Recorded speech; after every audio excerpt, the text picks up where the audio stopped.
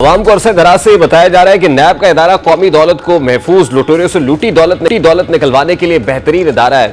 तहरीक इंसाफ के दौर में तो ये इदारा बड़ी बड़ी पोस्ट और इश्तहारात के जरिए भी अपने कारनामे गिनवाता था, लेकिन उस वक्त भी और आज भी सियासी समझ बूझ रखने वाले अफराद ये जानते थे कि नैब सिर्फ सियासी इंजीनियरिंग, पॉलिटिकल इंजीनियरिंग और मुखालिफिन की लगामें कसने के लिए इस्तेमाल होता है या उनके विंग्स को क्लिप करने के लिए इस्तेमाल होता है। अवाम को इसका कोई फायदा नहीं है। नैब की हकीकत कल भी अया थी और आज फिर से सरे बाजार अया हो रही है। ये वही नैब है जिसने नवाज शरीफ की चलती हुई हुकूमत को घर भेजने में बड़ा रोल प्ले किया। इसमें काम करने वाले ज्यादातर ऑफिसर्स और प्रोसिक्यूटर्स भी वही हैं जो माजी में नवाज शरीफ के खिलाफ मुबैना सबूतों का पलंदा लिए कभी इस अदालत तो कभी उस अदालत पेश होते थे। शायद इतनी जल्दी मौसम भी तब्दील नहीं होते जितनी जल्दी नैब तब्दील हो जाता है। हवाओं का रुख बदला, नवाज शरीफ दोबारा से गेम में वापस आए तो नैब भी बदला बदला महसूस हो रहा है। ये इदारा इस कदर बदल चुका है कि नवाज शरीफ की अपनी कानूनी टीम को इतनी जल्दी नहीं है जितनी नैब को नवाज शरीफ को तमाम केसेस में रिलीफ दिलवाने और मंजूर नजर होने की जल्दी है। खुद अता तारड़ जो पाकिस्तान मुस्लिम लीग नून का लीगल माइंड है वो ये कह रहे हैं कि हम नैब की रिलीफ हासिल नहीं करना चाहते हैं, मेरिट के ऊपर केसेस के अंदर रिलीफ लेना चाहते हैं। अब नून लीग मेरिट के ऊपर केस को कंटेस्ट करना चाहती है, लेकिन नून लीग की लीगल टीम की अदालत में पहुंचने से पहले ही नैब के प्रोसिक्यूटर अदालतों में पहुंच जाते हैं। इन फुर्तियों को देखकर अदालतें, जजेस, मुखालिफ वकील सभी दांतों में उंगलियां दबाए बैठे हैं। इनकी फुर्तियां जरा मुलाहिजा करें कि कल इस्लामाबाद हाई कोर्ट ने अल अजीजिया रेफरेंस और एवनफील्ड रेफरेंस में नवाज शरीफ की अपीलें बहाल करने की दरखास्तों पर समाअत की तो अदालत ने नैब के नुमाइंदे से इस्तफसार किया कि नैब को जमानत में तौसीह पर कोई एतराज है, जिसका जवाब नैब के प्रोसिक्यूटर ने नफी में दिया। इस मौके पर जस्टिस मियां गुल हसन औरंगजेब ने नैब के जनरल से दोबारा इस्तफसार किया कि शरीयत के तकाजे पूरे करते हुए दोबारा पूछते हैं क्या आप नवाज शरीफ को गिरफ्तार करना चाहते हैं? क्या नैब ये कह रहा है कि नवाज शरीफ पर करप्शन और करप्ट प्रैक्टिसेस का इल्जाम बरकरार है लेकिन नवाज शरीफ को छोड़ दे? इस पर नैब प्रोसिक्यूटर ने दोबारा कहा कि नैब नवाज शरीफ को गिरफ्तार नहीं करना चाहती। जस्टिस मियां गुल हसन औरंगजेब ने दोबारा इस्तफसार किया कि चेयरमैन नैब पाकिस्तान में है। इस पर नैब प्रोसिक्यूटर ने आगाह किया कि चेयरमैन नैब पाकिस्तान में ही है।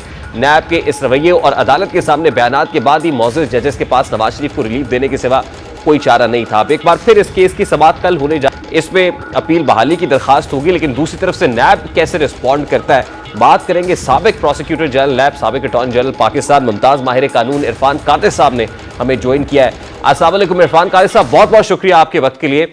लीगी कायद नवाज शरीफ की दोनों रेफरेंसेस के अंदर अपीलें बहाल करने की दरखास्त पर समाअत हो रही है। 26 अक्टूबर तक जमानत में तौसीह दी गई थी, अब कल समाअत होनी है।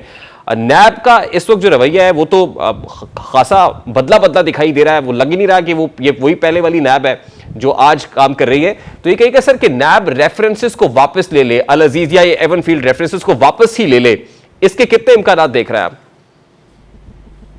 देखें, ये जो केस बनाया गया था अल अजीजिया का, एवनफील्ड का और फ्लैगशिप का, ये नैब ने नहीं बनाए थे, ये सुप्रीम कोर्ट ने बनाए थे।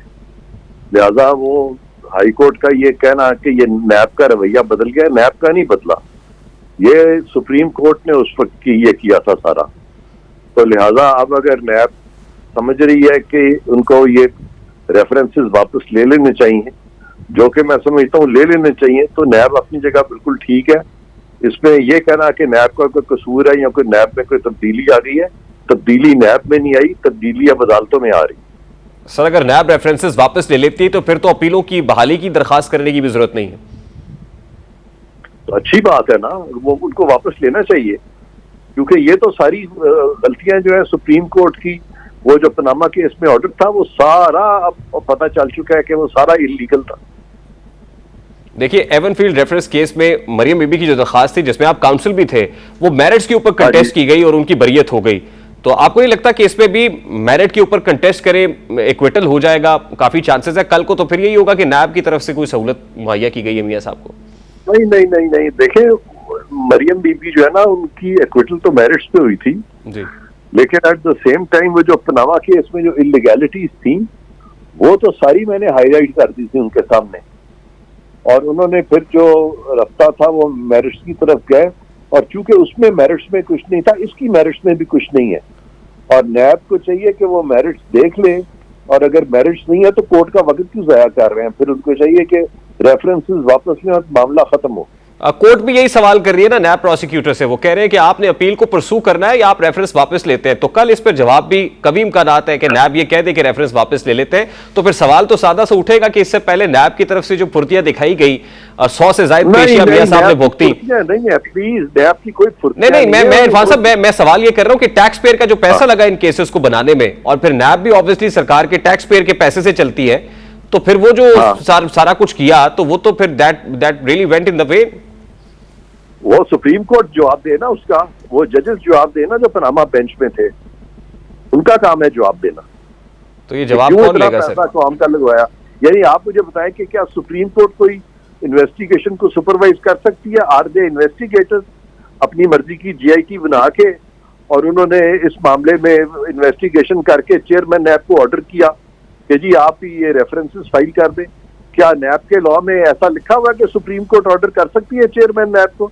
चेयरमैन नैब की इंडिपेंडेंट डिसीजन मेकिंग को एम्पेयर करके खत्म करके जबरदस्ती रेफरेंसेस फाइल कराए गए, तो टैक्स पेयर का तो सारा पैसा जो नुकसान हुआ वो उस ऑर्डर से हुआ सुप्रीम कोर्ट के, जिसकी वजह से कि ये सारा सुपर स्ट्रक्चर बिल्ट हुआ, ये हुआ था इसमें। ये बात आपकी दुरुस्त है। सुप्रीम कोर्ट ऑफ पाकिस्तान ने तो मॉनिटरिंग जज भी मुकर्रर कर दिया था। अब मियां साहब ने तो ये कहा था कि इसके ऊपर वो एहतसाब का तकाजा करते हैं या मट्टी पाव पॉलिसी नहीं चलेगी। तो आपके ख्याल में फिर ये कौन सवाल अब करेगा अगर मियां साहब भी नहीं करेंगे तो? हाँ, लेकिन मियां साहब ने अब ये भी तो कहा ना कि हम सबको माफ कर देंगे जी। तो ये तो सवाल आप मियां साहब से करें ना, मेरे से इतना थोड़ा पूछे। मैंने मुझसे जो पूछा मैंने आपको साफ तौर पे बता दिया। नहीं, वैसे आपको लगता है कि माफी के लायक है, या आपको लगता है कि नहीं ये एवेल्युएशन होनी चाहिए, ये डिटरमिन होना चाहिए? जजेस के साथ जिन्होंने ये फैसला दिया था उनके साथ यानी कुछ ये इतना ना करें कि उनको इतनी सख्ती करें कि उनको बाद में लोग उनको मजलूम समझे, लेकिन इस हद तक जरूर करें कि उनसे माफी जरूर मंगवाएं। माफी मांगनी चाहिए उनको। और इसमें को पॉलिटिकल स्टेक होल्डर ही रोल प्ले करेंगे या इदारा भी प्ले कर सकता है? कौन सा इदारा? मैं सुप्रीम कोर्ट, बस ये इदारा, क्योंकि सुप्रीम कोर्ट ऑफ पाकिस्तान के जजेस थे, तो क्या इदारा इसमें रोल प्ले करेगा या आपको लगता है हुकूमत के करने का काम है? हाँ, बस मौजूदा चीफ जस्टिस जो है ये सारी चीज को इस पे सुओ मोटो नोटिस लेके बेंच पे डाल सकते हैं कि ये पनामा में जो फैसला हुआ था ये क्यों इस तरह का हुआ था। वहां पे अगर 4-5 जजेस थे तो अब वो 10 जजेस को बना के इसको रिविजिट कर सकते हैं। तो और उसमें जो लोग कसूरवार हैं उनको वो कह सकते हैं कि भाई आप, जिस तरह जस्टिस डोगर से इन्होंने एक दफा माफी मंगवाई थी इफ्तिखार चौधरी ने, तो हालांकि जस्टिस डोगर का तो कसूर नहीं था उसमें, लेकिन यहाँ पे तो कम से कम ये जरूरी है कि आपने एक इलेक्टेड प्राइम मिनिस्टर को एक गलत तरीके से निकाल दिया था।